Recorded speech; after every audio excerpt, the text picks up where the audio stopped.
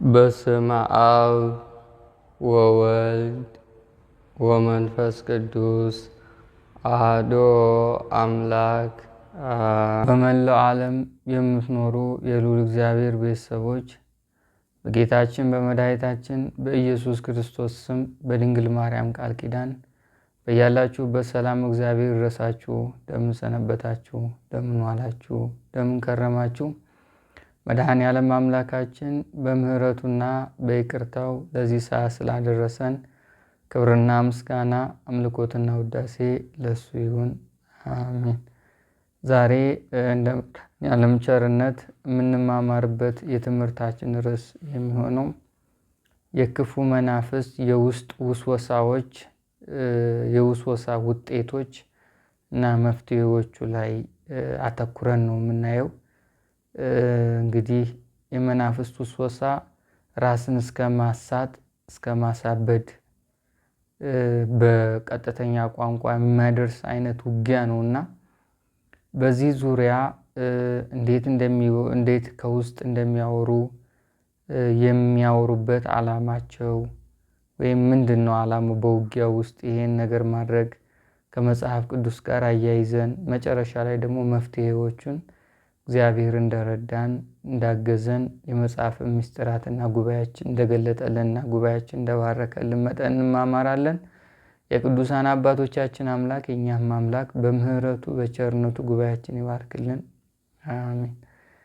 እንግዲህ የክፉ መናፍስት የውስጥ ውስወሳ መጨረሻው ራስን ማሳት፣ አይምሮን ስተን ከሰውኛ ባህሪ ወጥተን ነፍሳችንን ሳናቅ በመናፍስት የሙሉ ቁጥጥር ህይወት ውስጥ እንድንገባ ማድረግ ነው። ክፉ መንፈስ ትልቁን ስራ የሚሰራው ከውስጥ እያወራ ነው። ከውስጥ እየወሰወሰ በተደጋጋሚ አንድን ሀሳብ እየደጋገመ እየወተወተ ነው እና ይሄ የመናፍስት የውስጥ ድምጾች የብዙ ሰዎችን ህይወት አቅጣጫ ቀይሯል። ክፉ መንፈስ በስፋት ከውጊያው አድማስ አንዱ እና በደንብ የረካበት የብዙ ሰዎችን ዓላማ ያጨናገፈበት እንደ ፍላጎቱና እንደ ፍቃዱ እንዲኖሩ ካደረገበት አንዱ የውስጥ ድምፅን በማውጣት ነው። ስለዚህ ከውስጥ የሚወጡ ድምጾች የሚወጡ የመናፍስት ምሪቶች በአጠቃላይ በብዙ መንገድ እኛን ሊጎዳን ይችላል ማለት ነው። ሌላው የማዘግየት ነው። አሁን በተለያዩ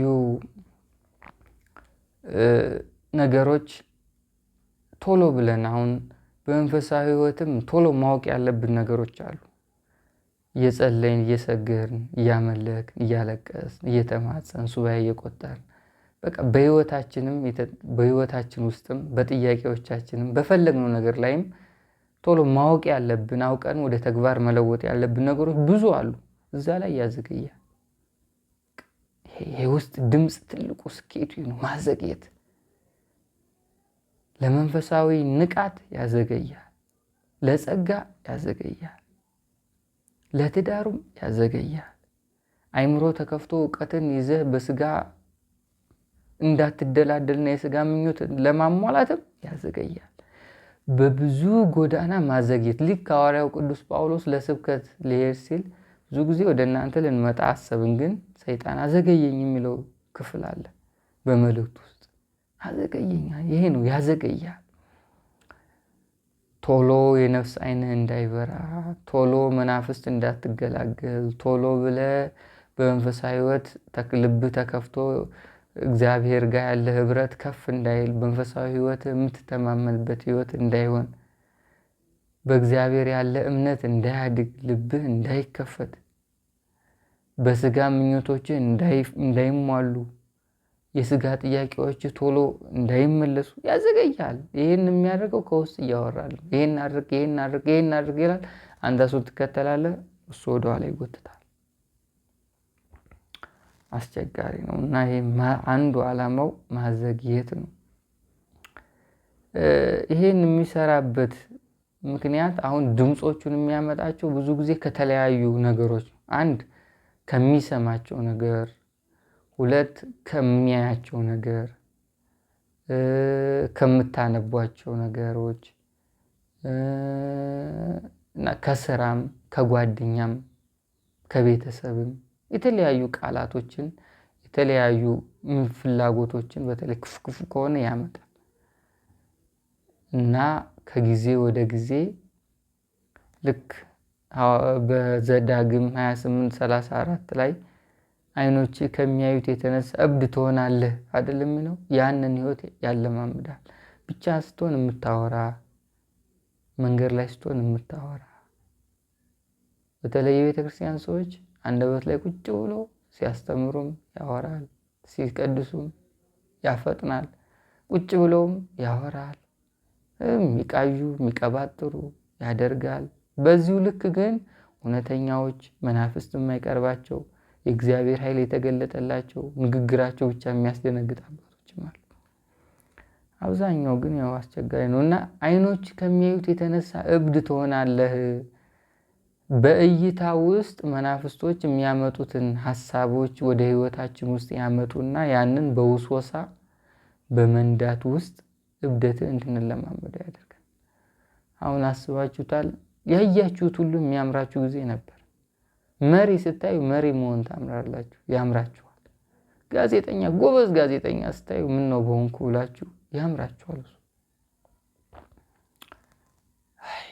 ከዛ ያወራላችኋል። ነገ መሪ ሆናለሁ፣ ነገ ጋዜጠኛ ሆናለሁ፣ ነገ የቤተክርስቲያን ላይ ሆናለሁ፣ ነገ ፈዋሽ ሆናለሁ። በቃ ዝም ብሎ የሚያወራውን እየተከተላችሁ ትነዳላችሁ። ታዲያ አስቸጋሪ ነው በጣም እና ይሄ አይኖች ከሚያዩት የተነሳ እብድ ትሆናለህ ማለት ያው መናፍስት አይን አይተህ በእነሱ ድምፅ በእነሱ ውስወሳ ያው እንግዲህ ብቻ ማውራት ያው የእብደት ዋዜማ አይደለም፣ ወደዛ ይነዳሃል ማለት ነው። ይሄን የሚሰራበት መንገድ እንዲህ 5 መንገዶችን እናይና ወደ መጽሐፍ ቅዱስ ተመልሰን ትምህርታችንን እናጠቃልላለን። የመጀመሪያው ይሄን በሙሉ የሚያደርግበት ምክንያት እያወራ እንደሆነ ነግሬያችኋለሁ። የሚሰራበት መንገድ ማውራት ማለት አንደበት ላይ የተቀመጡ መናፍስቶች ያወራሉ። በአንደበትም የሚያወሩት አንተ ዝም ብለህ የሆነ ሰመመን ውስጥ ሆነ ግን ያንተ በሚመስል ሁኔታ ነው። ጆሮም ላይ ልብህም ላይ ህሊናም ላይ ብቻ የሆነ ቦታ ላይ ሹክ ይላሉ። አንዳንዴ ሹክ የሚሉበትን ቦታ አታውቁም። በመንፈሳዊ ስትበረታ ግን ድምፁ ከየት እንደሚመጣ አታውቁም። ግን የነሱ መሆን ትለያል። የሚያስለይ እግዚአብሔር አይደል። ስለዚህ የመጀመሪያው መንገድ መናፍስት የሚወሰውሱት ከውስጥ የሚረብሹት በምን መንገድ ነው ካል በማውራት ነው። ሁለተኛው ወደ ድርጊት በመግፋት ይሄ ግፊት ብቻ ነው፣ ድምፅ የለውም ብሎ እንድታደርግ ፑሽ ማድረግ ነው የምትሉት እንደዛ ብቻ ነው፣ ገፋ ያደርጋል። ግን ይሄ ስሜታዊ የሆነ ውጊያው ነው። በስሜት ብቻ ነው አድርግ እንድታደርግ የማድረግን እንትን ይጫናል። ጸሎት ካለ ትከላከለዋል። አምልኮት ካለ ከነቃ ካወቅ ትከላከለዋል። ካልሆነ አድርግ ብሎ ሲገፋ ታደርጋል። የግፊት ውጊያ አለው። ማውራት ድምፅ ማውጣት በድምፅ በኩል መዋጋት ራሱን የቻለ ሆኖ ግን ስሜታዊ በሆነ መንገድ ደግሞ ወሱሶ የሚመራን አካሄዳለሁ እና ዝም ብሎ ስሜቱን አድርግ ሲልህ የምታደርግለት ከሆነ እንደዚህ አድርግ ሲልህ የምታደርግ ከሆነ እንደዚህ ካለ በቃ ይመራል። ዝም ብሎ ሹፌር ሆኖ ህይወትን ይመራል። አዎ ሌላው ሶስተኛው ይሄን ነገር የሚያደርገው አብሮ ነገሮችን በማድረግ አብሮ ነገሮችን ማድረግ። ይሄ ማለት ታወራ ማውራት፣ ስታይ ማየት፣ ስትሄድ አብሮ ይሄዳል፣ እያወራልህ ይነዳል። አቤት ስትሄዱማ ያለው ብቻችሁን ከሄዳችሁ ጆሮላችሁ ላይ ቁጭልና ዝም ብሎ ያለ የቆጡን የምኑን የላዩን በዝም ብሎ ይዘበራርቅላችሁ ይነዳችኋል። አካሄዳችሁ የሱ እግር ነው፣ አብሮ ነው የሚሄደው። በቃ የማስተዋል አካሄድ ይለያል። ለዛ ነው ብዙ ጊዜ ሰው የምናውቀው ሰው እንኳን አልፈነው ነው የምንሄደው። ከውስጥም ያወራል ይላል። ይሄም ሌላው ነው። አራተኛው ይሄን የሚያደርግበት መንገድ ሀሳብ ማብዛት ነው። በተለይ በአእምሯችን ከውስጥ ብዙ ጊዜ ከውስጥ ነው ሀሳብ ማብዛት። በተደጋጋሚ ይሄ ሀሳብ አንዱን ሳጨርሱ አንዱ ሳጨርሱ አንዱ። ይሄ ደግሞ ድምፅ አይደለም። ሀሳብ ማብዛት ራሱን የቻለ የራሱ ውጊያ ነው። ዝም ብሎ ሀሳብ ብቻ ነው የሚያመጣልህ። ምን አይነት የረቀቀ ስልት እንዳላቸው ይገርማል እኮ። ሲፈልጉ በስሜታዊ በሆነ መንገድ ይነዱሃል፣ ሲፈልጉ ከውስጥ ያወሩሃል፣ ሲፈልጉ ሀሳቡን ብቻ ያመጡላል። ይህ ሀሳብ አይምሮንም ላይ የሚያመጡት እና በዚህ አይነት መንገድም ይነዳሉ፣ ይወሰውሳሉ። መጨረሻው ማስጨነቅ ነው። ማስጨነቅ የሰራችሁትን ነገር ለምን ሰራው እያለህ እንድታመላልሰው ማድረግ፣ ውስጥን መረበሽ፣ አንድ ነገር እንድትሰሩ ይወሰውሳችሁና ከሰራችሁ በኋላ በጸጸት መግረፍ ያስጨንቃችኋል። ዝም ብሎ ውጥርጥር ማድረግ። ይሄ ነገሮች በሙሉ እንግዲህ የውስጥ የውስወሳ የውጊያው አንድ አካል ነው። ይሄ እስከ እብደት ሊያደርስ ይችላል። ቀላል አይደለም። በጣም በጣም እነዚህ ብቻ ማውራት ምናምን የእብደት ዋዜማ ሆነው ማለት ነው። በዳዊት ይሄ የመናፍስትን ማውራት እና ከውስጥ የሚመጡትን ሹክሹክታዎችን የሚገልጽልን የመጽሐፍ ቅዱስ ክፍል አንድ ማጠናከሪያ እናንሳና ወደ መፍትሄው እንመጣለን። የመዝሙረ ዳዊት 34:13 ላይ እንዲህ የሚል ቃል አለ። አንደበትህን ከክፉ ከልክል፣ ከንፈሮችን ሽንገላ እንዳይናገሩ። በጣም የሚገርም ነው። ከክፉ ከልክል። ከክፉ እንግዲህ ከክፉ ሀሳብ፣ ከክፉ መንፈስ፣ ከክፉ ፍላጎት፣ ከክፉ ጨዋታ፣ ከክፉ ንግግር ከልክል። ይሄ ነው በቃ ዋናው መነሻው። መከልከል፣ እምቢ ማለት፣ ተው ማለት። አሁን የመናፍስት የሆኑትን በሙሉ የምትቋቋሙበት ኃይል የእግዚአብሔር ስጦታና ጸጋው የእግዚአብሔር መንፈስ ነው። በካልኩሌሽን በማቴማቲካል ቲዮሪ በቀመር ይሄን አድርጓል ነገም ይሄን አይነት መንገድ ሊከተል ይችላል ብለን በሱ አይሆንም። የመናፍስትን ሀሳብ፣ የነሱን ድምፅ፣ የነሱን ውጊያ የምንከለክልበት ትልቁ መሳሪያችን እግዚአብሔርና ስጦታውን እሱ ደግሞ በርከክ ብለን ሰግደን ጸልየን ሱባኤ ቆጥረን አልቅሰን የምናገኘው ስጦታ። ስለዚህ አንደበትህን ከክፉ ከልክል። ክፉ ነገር መናገር እንደሌለብን በስነ ምግባር ትምህርት ሁሉም ሰው ተምሮታል፣ ያውቀዋል። ግን መከልከል ደግሞ ራሱን የቻለ አንድ እርምጃ ሆኖ የሚያስችል ኃይልም ያስፈልጋል። ማስቻያ ኃይል፣ የሚከለክል ኃይል፣ የሚያስቆም ኃይል፣ የሚገታ ኃይል፣ ስሜትን የሚቀይር ኃይል፣ እይታን የሚለውጥ ኃይል፣ ፍላጎትን የሚያሳድግ ኃይል። ይህ ኃይል የእግዚአብሔር ኃይል። ይህ ኃይል በአምልኮት የሚመጣ ኃይል ነው። ይህ ኃይል የሚገለጥ ኃይል ነው። ይህ ኃይል ከልብ የሚጀምር ኃይል ነው። ይህ ኃይል ክፉና ደጉን እንድንለይ የሚያደርግ ኃይል ነው። ይሄ ኃይል ሁልጊዜ እግዚአብሔርን እንድንመርጥ ሰማያዊ መንግስቱንና ቃሉን እንድናፈቅር የሚያደርገን ኃይል ነው። ይህ ኃይል እውነተኞች የሚያደርግ ኃይል ነው። ይህ ኃይል ከክፉ የሚከለክል ኃይል ነው። ይህ ኃይል ሁልጊዜ እግዚአብሔርን ለማስደሰት እንድንተጋ የሚያደርግ ኃይል ነው። ስለዚህ ክፉን በሙሉ የምንቃወመው በእግዚአብሔር ኃይል ብቻ ነው። ከዛ ውጭ ተያይዞ ወደ ገደል ነው። እውር የሚመራው ወደ ገደል ነው አይደል የሚባለው ሳይንሱ። መናፍስት አጋዦች ናቸው። ፍልስፍናው ለክፉ መንፈስ አጋዥ ነው። የውጭ የፖለቲካል ወሬው ለክፉ መንፈስ ተጨማሪ ጉልበት ነው። መዝናኛዎቻችን ከፊልም ጀምሮ እስከ ሙዚቃ ጊዜ ማባከኛና ልቦናን ህሊናን መቀየሪያ በዲያብሎስ ቁጥጥር ማስገቢያ ወጥመዶች ናቸው። ስለዚህ ብቸኛው ሰላም ያለው በቃሉ ውስጥ ነው። ብቸኛው ኃይል ያለው የእሱን ድምፅ በመስማት ውስጥ ነው። እሱን ለመስማት ደግሞ መለየት፣ እሱን ለመስማት ደግሞ መጸለይ፣ እሱን ለመስማት ደግሞ ማፍቀር፣ እሱን ለመስማት ደግሞ ራሳችን ዝግጁና ማድረግና በንስሐ ህይወት መመላለስ ያስፈልጋል። ስለዚህ ከክፉ መከልከል ዋናው ነው ማለት ነው። መዝሙረኛው ዳዊት ያስቀመጠልና ያስተማረን በምስጋና የትምህርቱ ክፍል ነው። ሌላው በመጽሐፍ ቅዱስ የስርዓት መጻሕፍቶች አሉ።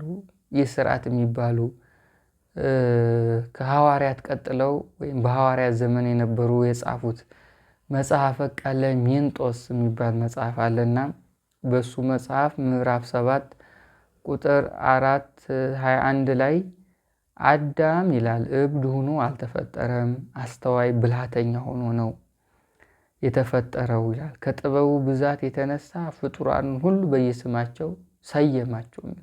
የአዳም ብልሃት እዚህ ድረስ ነው። እብድ ሆኖ አልተፈጠረም፣ ብልሃተኛ ነው ይላል። በተፈጥሮ የሰው ልጅ ይሄ ነው ተፈጥሮ።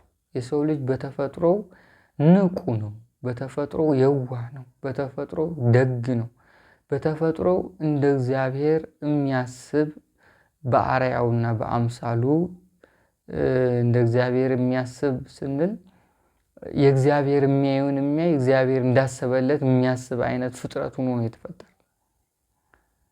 እንደ እግዚአብሔር ፍላጎት የመኖር አቅም የተሰጠው ነው። ግን መጨረሻ ላይ ክፉ መንፈስ መጣና አሳበደን ሁላችንን። አሁን ሰው ጨርቁን ጥሎ አልሄደም፣ ሰንደል ፀጉሩ ላይ ሰክቶ አልሄደም እንጂ ብዙ የእብድ ዋዜማ ላይ ያሉ ሰዎች አሉ። ብዙ የሆነ ጊዜ ጤነኛ የሆነ ጊዜ አበድ የሚያደርጋቸው ሾጥ ነው የምትሉት እንደዛ የሚያደርጋቸው ብዙ ሰዎች አሉ። ይህን ያመጣው እንግዲህ አጅሬው ነው። የክፉ መናፍስት መኖር ውስጥን ያናጋል፣ አይምሮን ይረብሻል፣ መንፈሳዊ ሕይወትን ይደፍናል፣ ፍላጎትን ያዛባል፣ እይታን፣ ንግግርን ያበላሻል፣ ክብርን ያሳጣል፣ ጸጋን ይገፋል። አራው ብዙ ነገር እውነተኛ እንዳንሆን ያደርጋል። የገንዘብ ፍቅር ውስጥ ይጥለናል። ቤተ ክርስቲያን ብንመጣ ማስተዋላችንን ይወስደዋል። እውቀት ተኮር እንጂ በእምነት የምናገለግል አያደርገንም። ዓለም ውስጥ ብንሰራ በረከታችንን ይይዘዋል። ስለዚህ እሱ እያለ ማበድ ነው እና ይሄን እብደት ዞር የምናደርገው በምንድነው ካላችሁኝ፣ ራሳችሁን ከክፉ ከልክሉ። እምቢ ማለት እምቢ፣ የዲያብሎስን ድምፅ እምቢ፣ ፍላጎቶችን እምቢ፣ ውስወሳውን እምቢ፣ የእሱ የሆኑ ምሪቶችን እምቢ። ይህን እምቢ የምትለው ከቃል ያለፈ ወደ ተግባር የምትለውጥበት ኃይል ደግሞ በርከክ ስትል፣ ዝቅ ስትል፣ ስትሰግድ፣ ስትቀበል፣ ቅዱስ ቁርባን ስትቀበል፣ በጸበልም በመቁጠሪያም በተለያዩ መንገዶችም ታስቆመዋል። በመናፍስት ውጊያ ትልቁ አሁን የድምፁን መወስወስ ትልቁ መፍትሄው ብዬ የሚይዘው አንድ ትልቁ መፍትሄ መንፈሳዊ ሕይወትን መጀመር በቃ ይሄ ነው። መንፈሳዊን ሕይወት ከጀመራችሁ በኋላ የምትለዩበትን አቅም የምታገኙት ከሰማይ ከእናንተ አይደለም። አሁን ለምሳሌ እስኪ አስተውሉ። ስትቀበሉና ያልተቀበላችሁ ቀን የተለያየ ጸባይ፣ የተለያየ አዋዋል፣ የተለያየ ማንነት ኑሯችሁ ነው የምታሳልፉት።